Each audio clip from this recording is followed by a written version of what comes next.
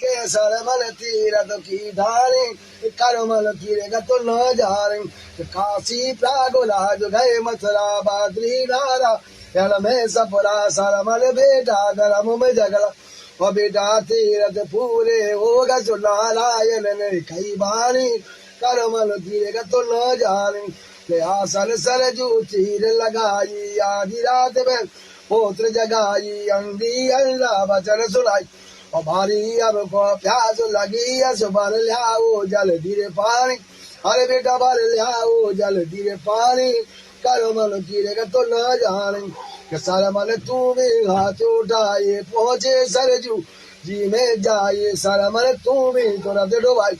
और राजा दशरथ उठ पेड़ की एक बार मारो तानी करो मन कीरेगा तो न जाने कि दशरथ सरमन खेलेंगे आए सरमन देख बहुत पछताए और जब सरमन ने वचन सुनाए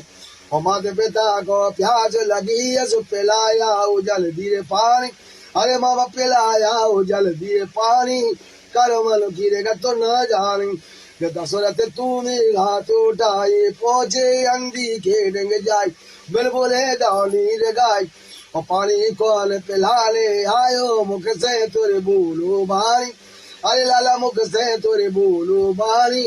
करमल कीरेगा तो न जाने कि जब दशरथ ने वचन सुनाए और अंधी अंधा मूल छा गाय राजा दशरथ साप सुनाए और राजा दशरथ पुत्र शोक में आकर तुम मर हो जानी